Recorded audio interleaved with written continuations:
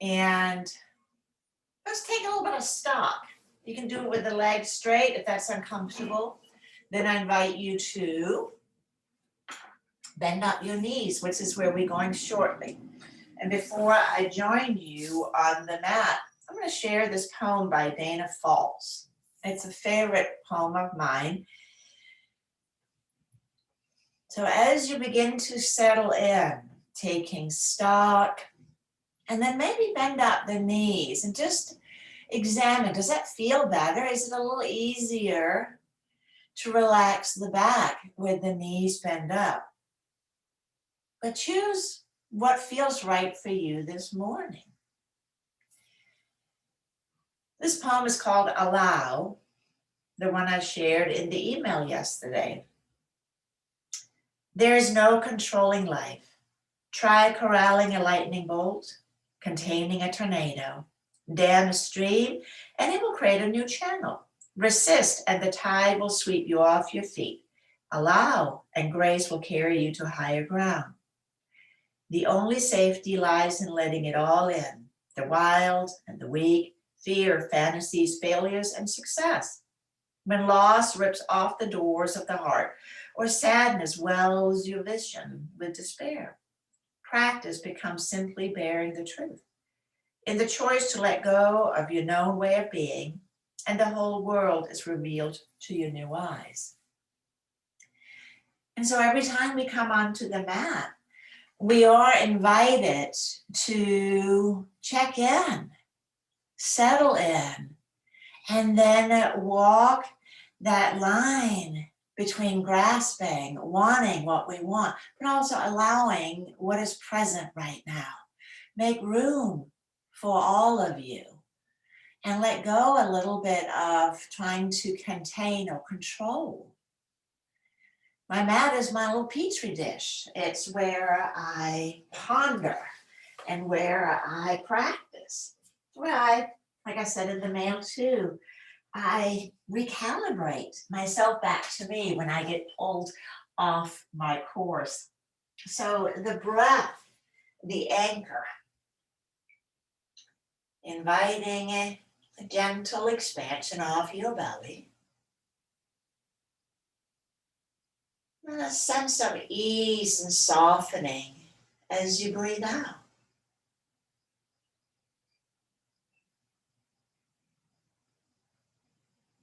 A gentle rhythm, just allowing the body to breathe itself.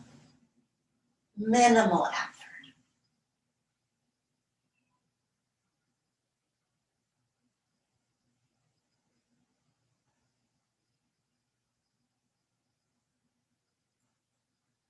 The 5 vayus, winds as they are sometimes translated. First is prana.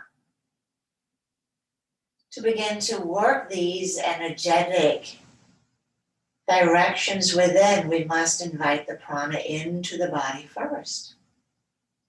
And the act of becoming still and breathing does just that.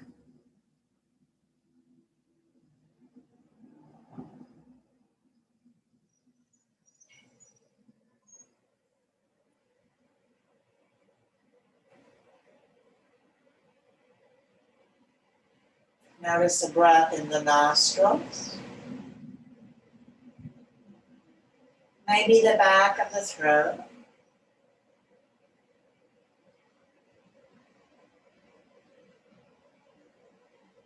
The expansion of the lungs, the contraction of the diaphragm. Feel the lower abdomen expanding into the palms of our hands.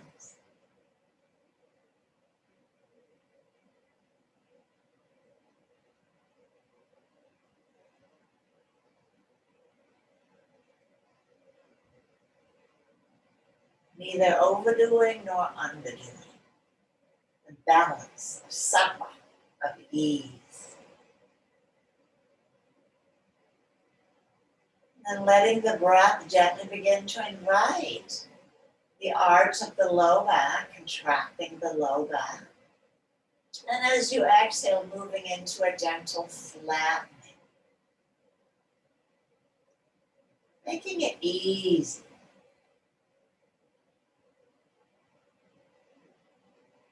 Arching and flat.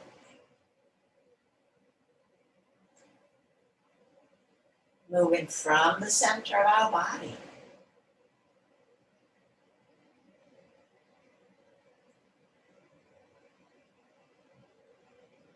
Easy. Consistent and continuous.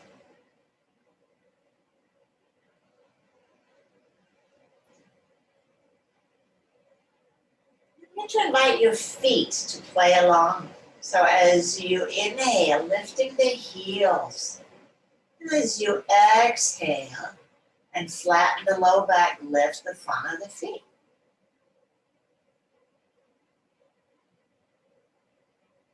How does this feel?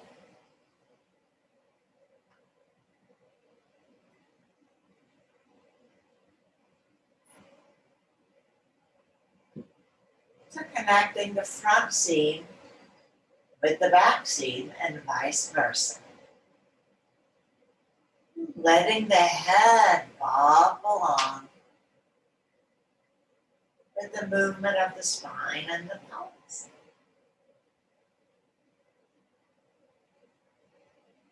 We'll add one more of that.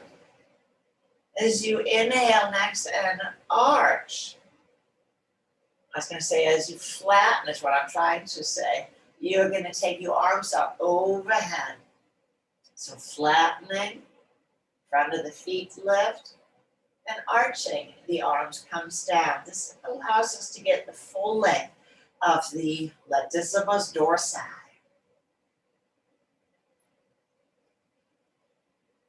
Moving back and forth.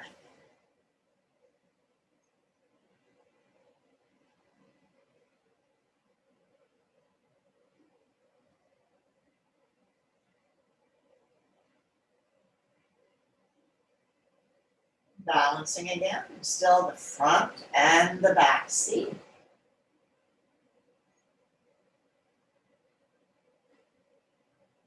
After the next flattening, take the arms down, relax the legs, and slide the legs out. And feel.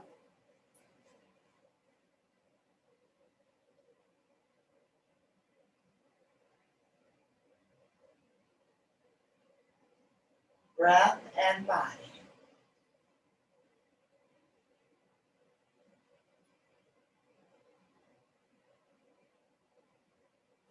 We'll take the arms out, like a big X. And we'll just get the side seams incorporated too. Let's begin by pressing out through the right heel. Spread the toes. And then let that go. And press out through the left. Spread the toes. Just go back and forth. Let the hips get a little wiggly with the feet. Let the body just move in a way that feels natural and enjoyable. We'll begin to add the arms as you press up through the right heel, reach up through the right arm, and then the left. Like a little back walking movement.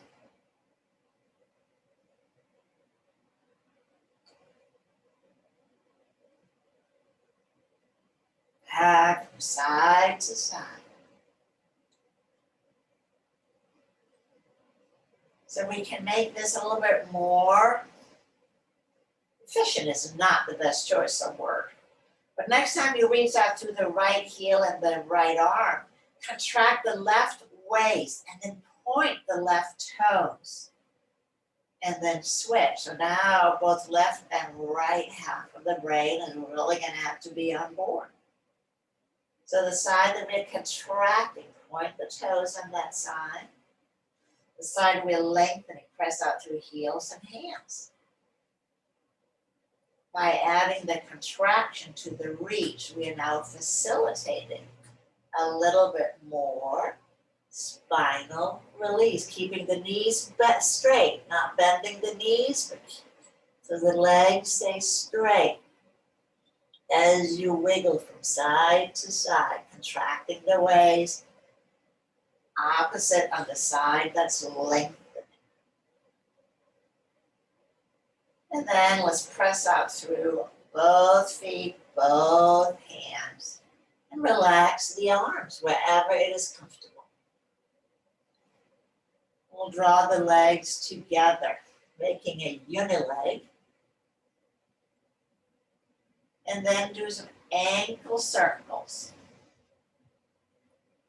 And let your whole body respond to the ankle circles. So the leg stays together. Circling, keeping the feet together. Keeping the feet together. So the head may rock a little bit. Spine is moving a little bit. And we'll switch direction.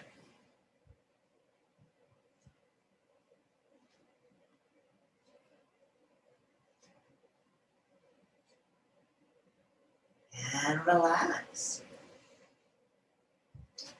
We'll bend up the knees. Take the arms down alongside. So Lauren Fishman, who I quote a lot because he has done these studies on osteopenia and osteoporosis, he has worked on a whole lot of other things. So I have all of his books. He's worked on the piriformis syndrome. And his latest book is actually about weight management, which is quite interesting. And he talks about we have receptors in our belly. And so back bending is really good for appetite control. So for the month of December, we'll be doing a lot of back bending, not, hard back bends, friendly back bends. We'll start with bridge pose. So the feet are hip width apart, lifting and spreading the toes. Lift and spread the toes. And then stretch the toes out. So you really feel the four corners of each foot, big toe mount, little toe mount, in and out of heel. And on your next in-breath, press the hips up, shoulders down, and exhale, lowering down. Let's move at a pace that's comfortable for your body. Pressing the hips up, shoulders down, back and forth.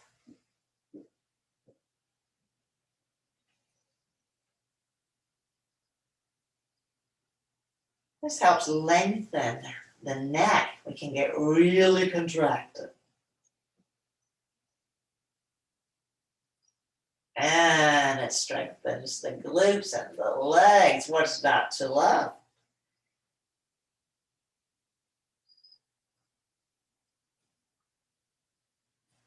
And then next time we come up, we'll stay up. So now we're getting the benefit not only from the slight inversion, the lengthening of the belly, but of course also this is one of our osteopenia, strengthening poses. You can keep the hands where they are, or if you like, roll the shoulders under, interlace the fingers.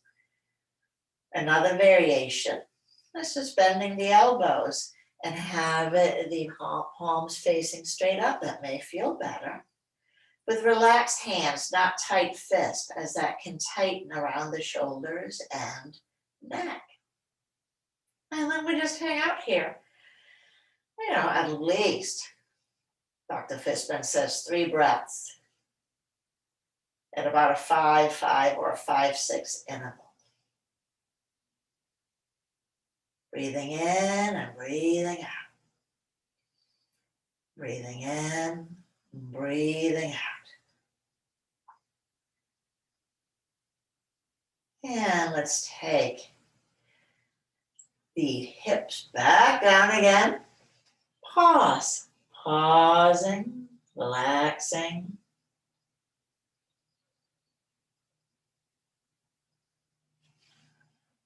And then we'll take the right knee into the chest. Let's clasp the hands behind. The right knee, hands clasped behind the thigh. And then straighten and bend the knee. This little knee mobilization. Being the first week of the month, we are going to spend a little extra time pondering strong roots. Everything above feet and knees depends on them showing up. All right, keep the legs straight. Just keep the legs straight, as straight as comfortable, pressing up through the heel, pressing up through the heel. But draw the hip towards the floor, hip towards the floor. It's a little hamstring event. We're not going to do a whole lot of this here in this position. We'll do it in our lunge shortly. So we'll bend the knee and take it down. And we'll take the other leg in, the left leg, hugging it into the chest, and then straighten and bend. As you straighten and bend your knee, does it track straight? Meaning as the leg straighten, does the second toe and the center of the knee align? Or does it want to track out to the side or inward? Study this. These are the little movements over time that really begins to create havoc. Let's hold the legs straight. So the back of the thigh presses into the hands, squeezing the muscles around the knee. So the quads are engaged. Strong quads, happy knees. And we'll release the foot down. Walk the feet about as wide as the mat. We'll take the arms out to the side for our windshield wiper twist. Inhaling, knees down to one side, nose opposite. Exhaling up. So there's a little arch and flattening quality to this movement. Back and forth.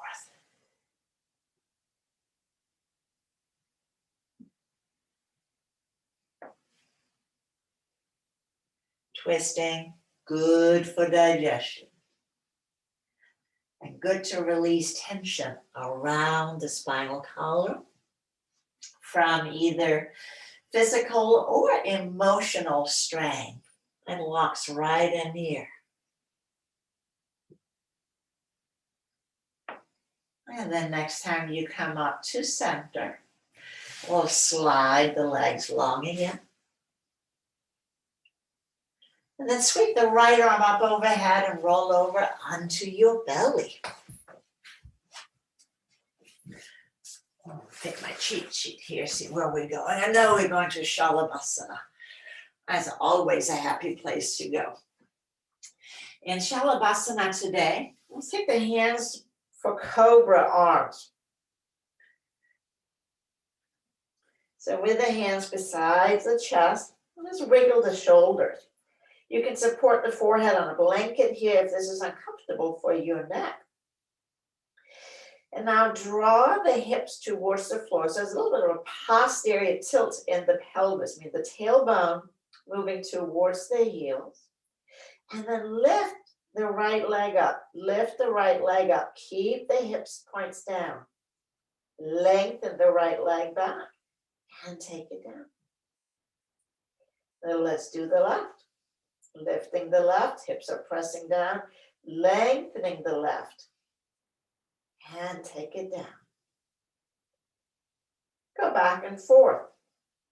Lifting one, lengthening back, and releasing it down. Like you're walking backwards. Lifting, lengthening, releasing. Moving at a pace that's comfortable for your body. So it's not a big movement.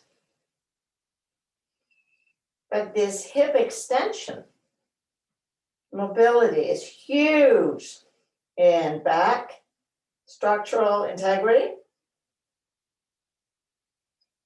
That's how we walk. All right, next time after the left, let's swing the hips a little bit from side to side. And then reach back through your feet. Tops of the toes pressing down, 10 toenails on the floor, parallel feet. And we'll roll the shoulders up and down the back. And then lift up to a little cobra pose. Just a wee one. You can still lift the hands here. Toes are pressing down.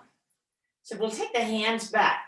And then as you exhale, release down a little bit of the upper body, but inhale, lift again. Exhale, releasing. And inhale, lift again. Feet presses down. I know they want to come up. Strengthening the upper back.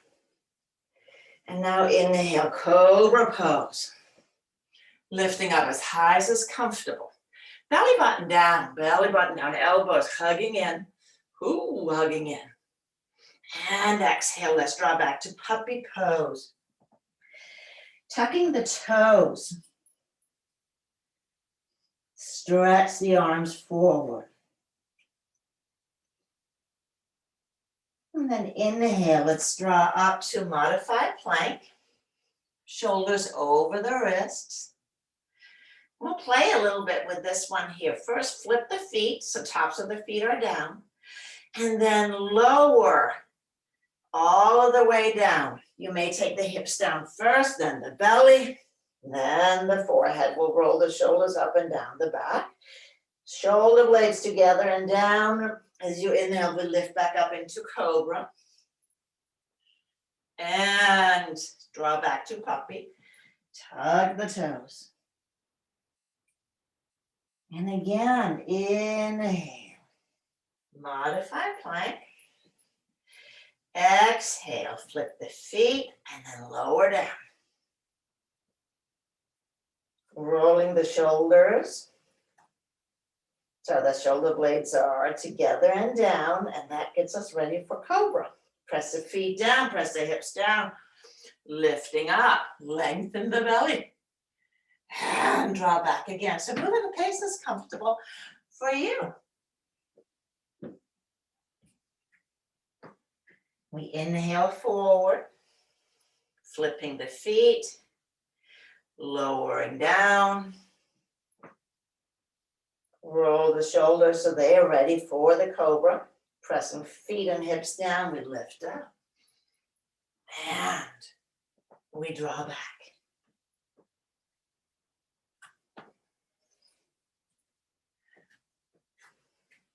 So here you could easily add a push-up in between before you lower all the way down. Upper body strength for females and women that came out as feminine, and is something we have to be pretty vigilant about, they say. And then next time you draw back, pause, pausing in puppy. Pausing in puppy.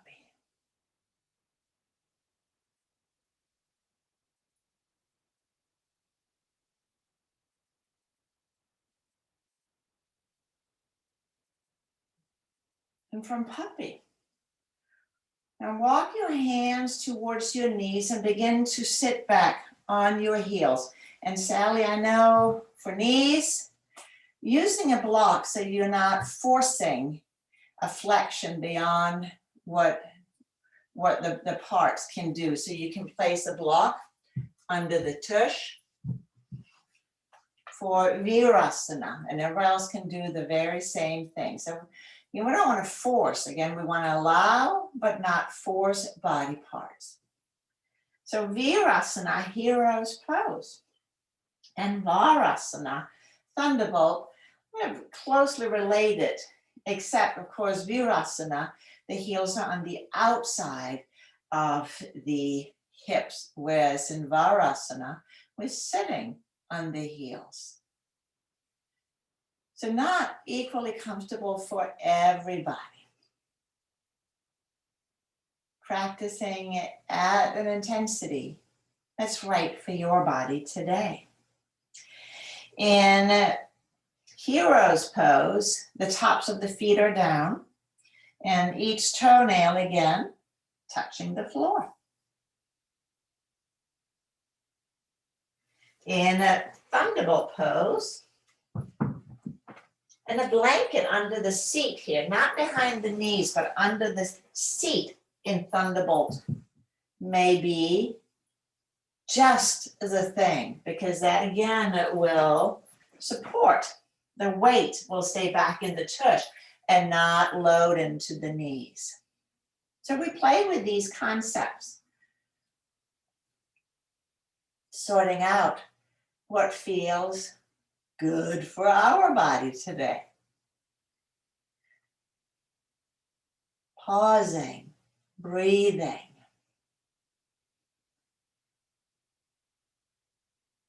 And when we meet resistance, can we look at that resistance with kind, compassionate eyes, not trying to beat our body into submission,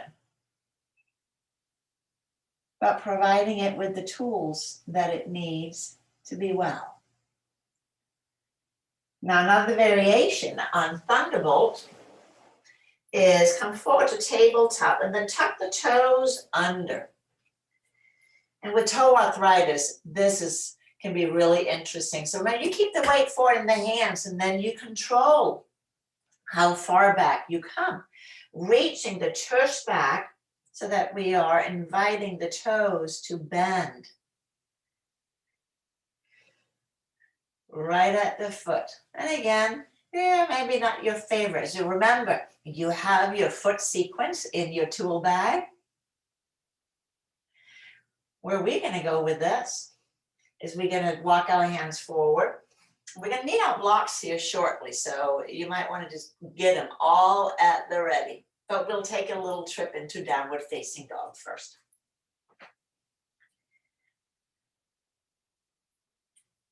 So as we come into downward facing dog, let's come forward to plank pose.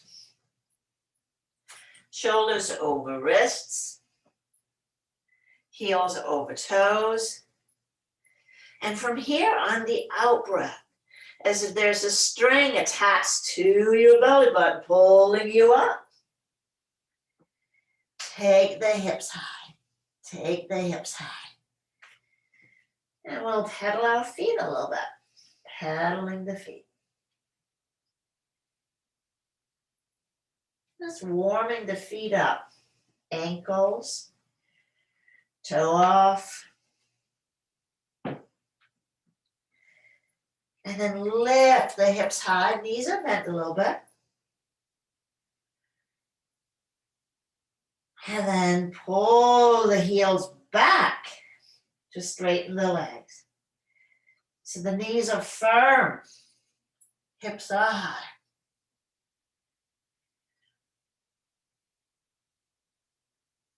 And then from here, let's look up and we'll take the right foot up between the hands. Now I invite you to take a blanket and place it under your left knee and have both your blocks ready. I asked you to, but I didn't do it myself. So with my left knee now supported on the blanket, my hands each side of my right foot. And I like tall blocks. And I'm going to let you choose a height that feels right for you. You can keep the spine long. So it's just arm extenders. Creep your right foot forward where you can still keep the knee over the ankle. And then pull the hips back. Pull the hips back, straightening the legs. Spine is long. And we inhale forward again. A little twofer as you pull the hips back, straightening the right knee, keep the spine long, coming forward. So we get both a hip extension on the left, but we get our hamstring on the right.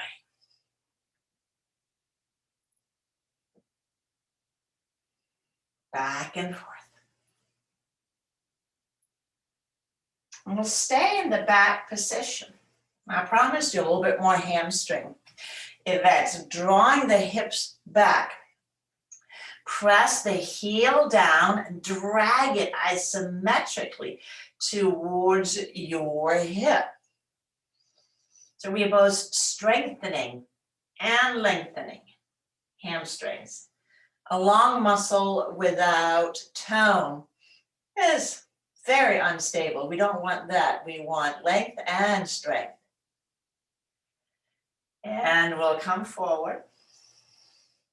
And let's take the right knee back, switch it out with the left. Boom, that easy. And we creep the left foot forward. Creep, creep, creep, creep. Hands under the shoulders, and then we go back and forth. Checking it on for size.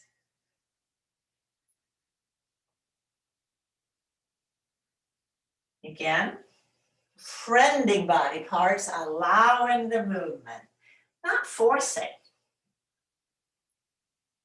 I tried that for a while. Injury can be the result. And then next time you come back, stay. Keeping the spine long. So that may mean that you're going to walk the blocks a little bit closer to your hips so that you feel you're in a little bit of a back bend. The shoulders are down together.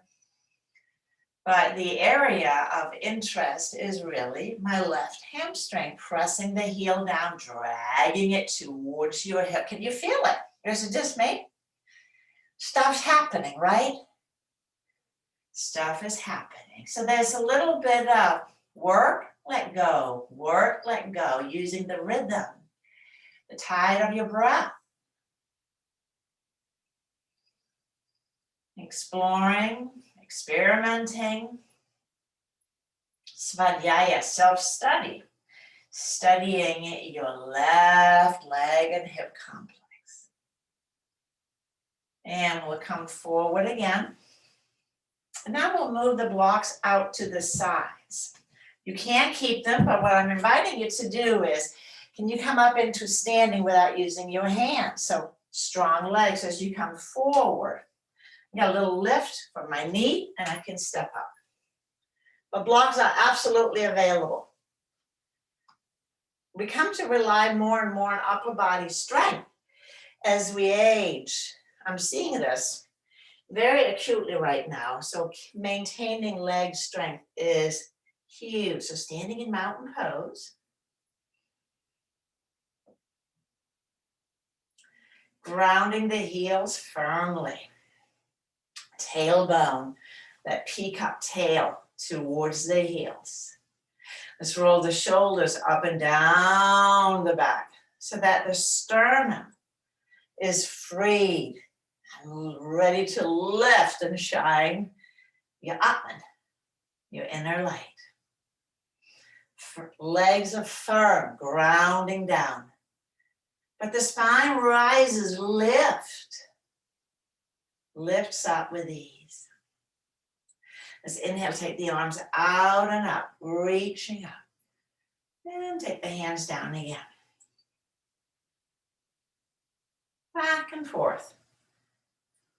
Earlier we did not the abduction, we did the flexion and extension, so just a different shoulder mobility.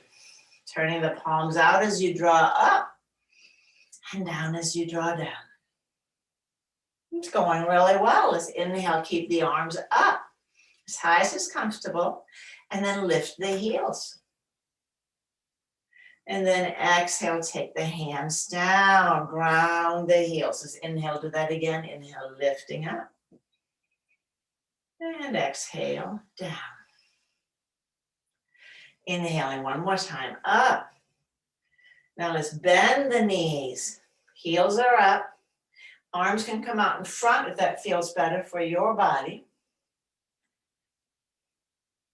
Squeezing muscles of the leg. And we'll stand back up. and lower down. Again, a little bit of ankle mobility. And the reason I asked you to have a wall is because one of my favorite yoga snacks is, so let's do a little intermission with that. Walk to a wall, stand with your back against the wall. Walk your feet out. A foot, maybe a foot and a half. You're gonna bend your knees, you're gonna slide down the wall. Have your legs together or use the block between the knees. So here I am squeezing all the muscles in the legs. The hands can rest on the thighs. You want to add a little upper body. You can hold the block between your hands. You can take your arms up higher. But in this squat position,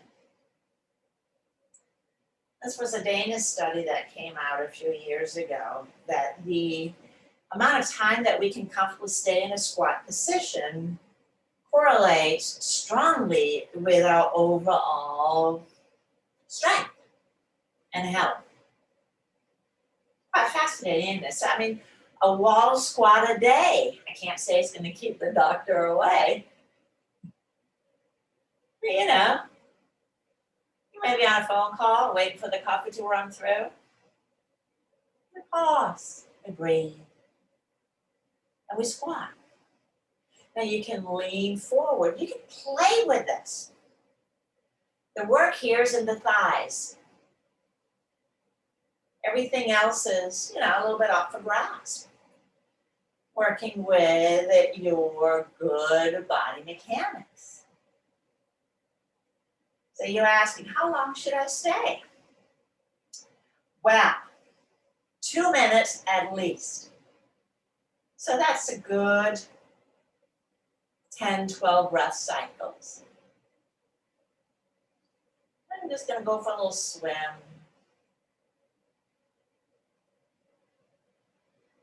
Who's counting time here? Now, if this is super easy, you can come down lower. Now, you should not drop the hips below your knees. But the lower you go, the more challenging this becomes. Work up to 5 minutes. And as we inhale next, support yourself on the wall. We're going to stand up and pause. So I don't know how long that was. How did it feel? You stayed for another 3-4 minutes? We're going to get back on the mat. So that is really what our chair pose is doing. But using a wall, it allows us maybe to stay a little bit longer. This is a muscle of independence, they call the thigh, so keep those strong. And with that said, standing at the top of your mat again. And I'm just going to go back to we stepped the right foot up, so that means now we're going to step the right leg back. So I invite you to just hold your hands in mountain pose. I'm going to shift the weight to the left and take a big step back with the right. I'm going to take the knee down. I'm back in my lunge position. Inhale, take the arms out and up. I screwed up, didn't it? We're back on the same side. All right. Thank you for telling me. We're going to step back up. We'll take the arms out and up again. Let's add a little chair pose in between. Bending the knees. Belly's in. Now we'll take the left back.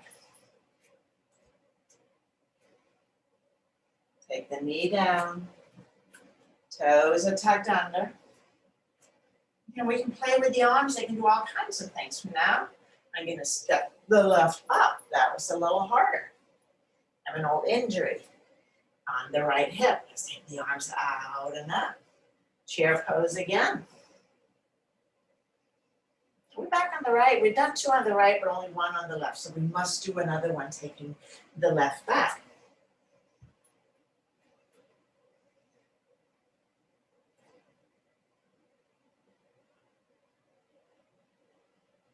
And one more time.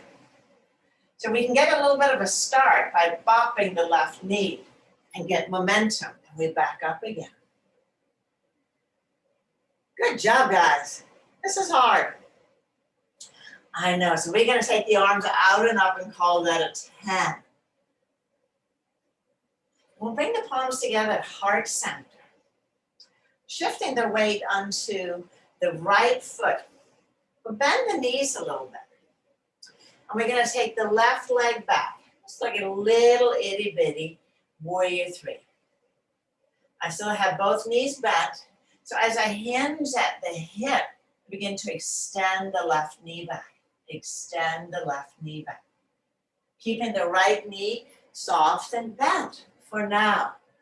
So as you extend the leg back, this is challenging. So balance poses, just be really curious about what's going on in your standing leg, your right leg. Back leg is super strong. I know this is a favorite, always a crowd pleaser. And step the left foot back up to the right. And we're back in mountain pose.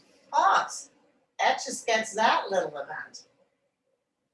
We'll shift the weight now onto the left.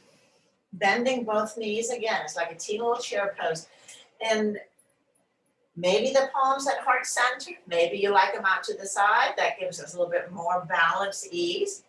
We'll take the right leg back, keeping both legs bent. You look like a European exit sign here. And then from here, take the right leg back. So this is our one-legged Shalabhasana that we did earlier.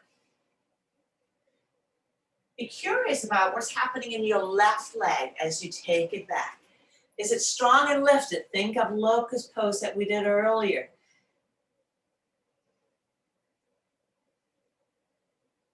Looking good. Challenging, I know. And again, you can play with straightening the leg so that demands full-on hamstring leg. You may take the arms out to the sides, forward. And if forward, I invite you to look down and not forward so that the back of the neck doesn't get all crankied up. And we're going to land that one back in mountain pose again. We're going to say that was a full-on 10. Let's inhale, take the arms out and up. Exhale, fold forward. We're going to travel back through downward facing dog. Going back to downward facing dog again. And we'll measure our dog. Shoulders over wrists. Lengthening the crown of the head away from the heels. And maybe a teeny little push-up. Back to downward facing dog. And step the feet close together. Close together. And if this is bothering your shoulders, take the knees down and come into tabletop. Because the interest is really all about the leg length. And then inhale, we'll take the right leg to the sky. Three-legged dog. So we're in warrior 3 again. Lifting the right leg, but not the right hip. So keep lifting the left hip. Lifting the left hip. And then either in tabletop, leg lift, or downward facing dog. And we'll take the right leg down. We'll inhale forward to plank again. Because we have to rest somewhere, right? And maybe a push-up again. And we'll go back to downward facing dog. And this time, legs again together. So we're creating a tripod stand, and we'll take the left leg to the sky. Lifting the left heel, but lift the right hip. Lift the left heel, right hip. And press the hands down evenly. And we'll take the leg down. Forward to plank one more time. And we're going to lower all the way down.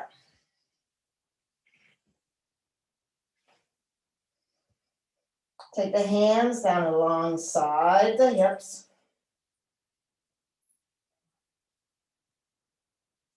Legs pressing down. Tailbone lengthening towards the heels. It's like a prone mountain pose. Shalabhasana. Let's inhale, lift the legs and hands and heart and head. As you exhale, float down a little bit, but we're going to inhale, floating back up. And we float down. Just a little bopping in the sea of breath.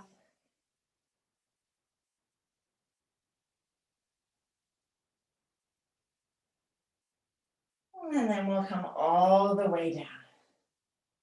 Set the arms up for Sphinx pose.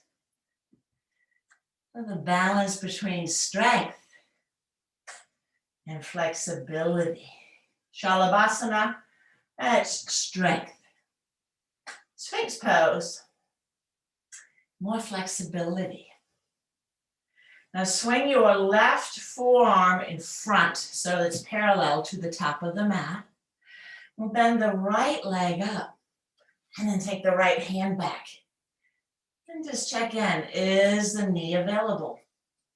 Doesn't have to be. We can use a strap or we can bend it up and just work on using the muscles to draw the knee in. So half bow pose.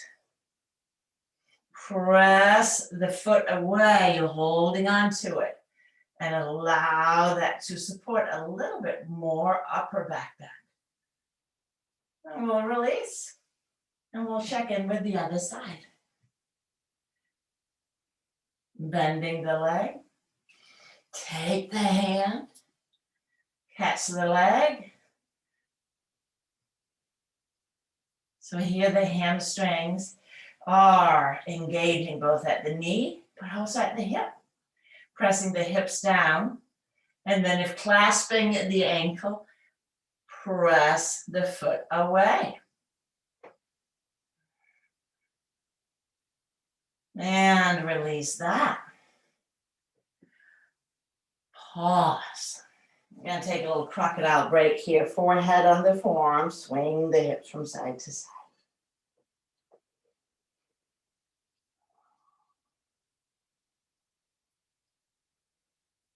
And then again, couple of options. Swan pose with the forearms right where we left them, parallel to the mat, bending the knees up, both of them. And here, lengthening the front body so it's like a half Sphinx pose as we bend the knees in. We can also travel into bow pose by clasping the ankles and pressing the feet away and then lifting the thighs. So an upside down bridge pose. Breathing in and breathing out. Shoulder blades together, hips pressing down. And release. Swinging the hips from side to side. See, bow pose, always one of those poses, and swan pose indeed too. It's worth repeating. So with that, I invite you to choose the one that is right for your body. With a swan, with the legs bent up, or bow, clasping the ankle. The one that feels better, where there is not an undue amount of struggle. Drawing into the pose. Lift, lengthen the whole front body. And breathe. Breathe.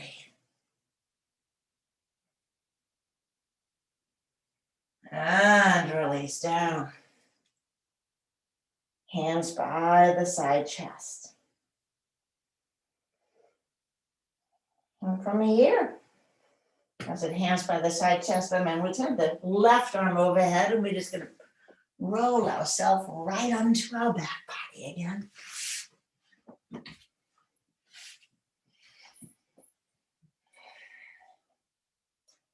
And once you're on your back, gently invite one knee in at a time.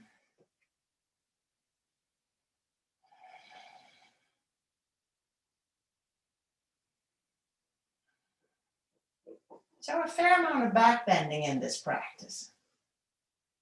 So Supta Paschimottanasana, the forward fold pose, but when we are on our back, we are really making sure that our upper back is safe and neutral. So here, if you have your strap within reach, I invite you to take it. You can also use your hands, but with a strap, straighten the legs. Straightening the legs. Just holding on to the straps in an easy way with the hands.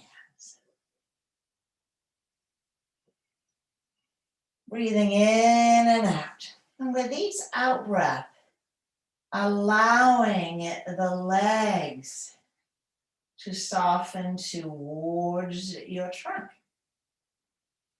Allow the low back to round and lift away from the floor.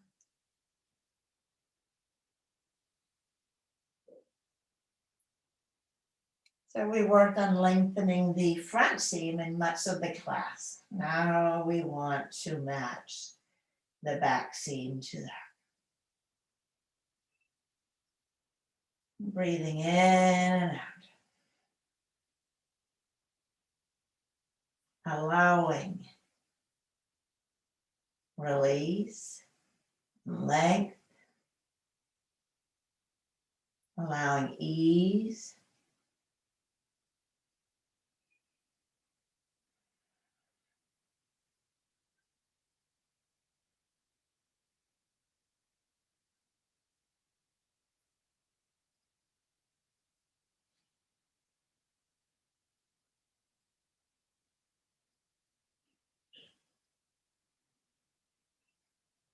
And we will bend the knees.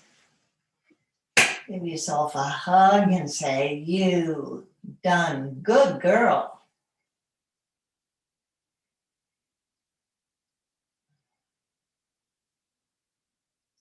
And we are ready for Shavasana. So as you release the legs, do you like to lay flat? Do you want to support the knees, the head? Do you want to lay on your side? Do you want to lay on your stomach?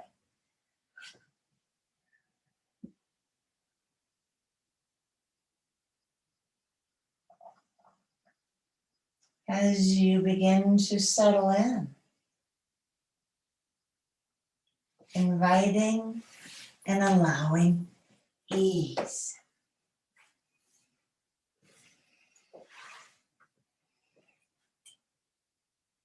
Iyengar said that the yoga practice is meditation in motion.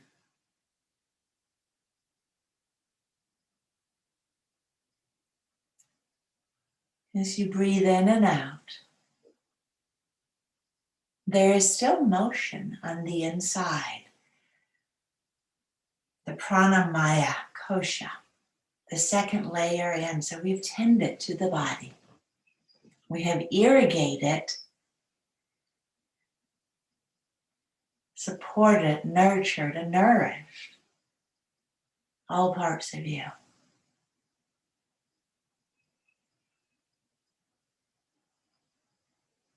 Sensing that gentle expansion on the in-breath. And then a gentle contraction on the out-breath. Expansion outward from the belly button to all parts of the body.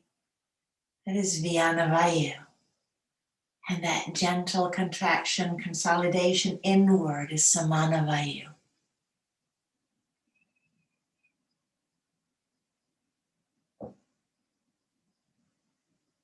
Opening to ease.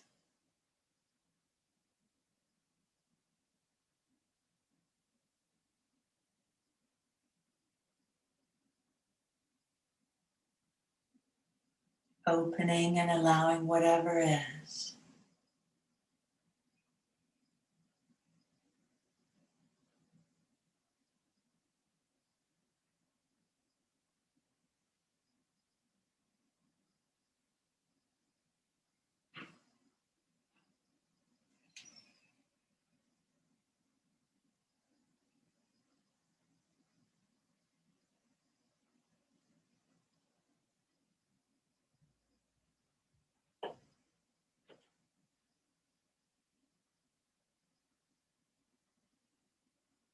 Are you holding on anywhere? Can you let go a little bit more? Expand a little bit more. Viana. Tension contracts, whether physical or emotional.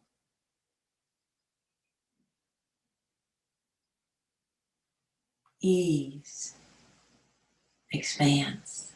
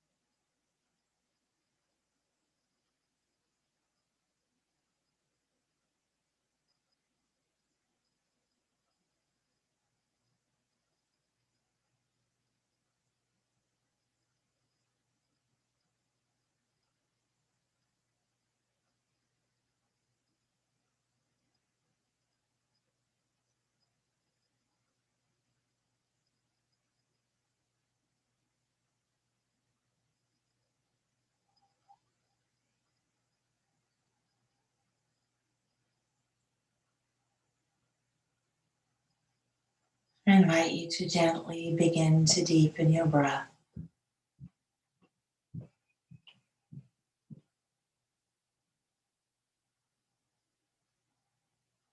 What does that feel like when you do that? What awakens? Maybe you like to wiggle fingers and toes, bending up your knees.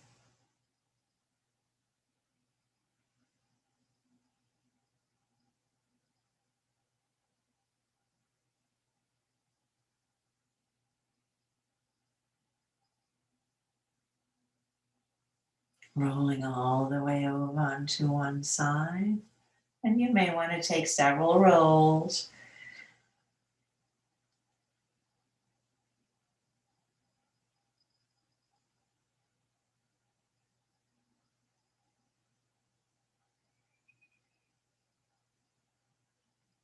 Pausing. Being present. With awareness, gently press yourself up into a comfortable seated posture.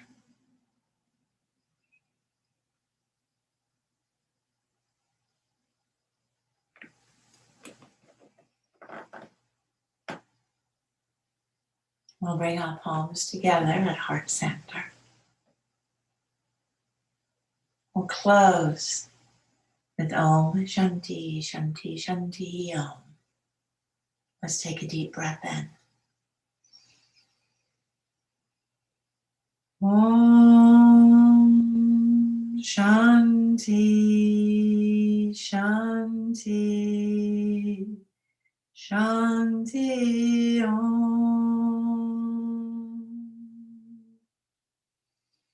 May there be peace in our world, in our lives, and in our hearts.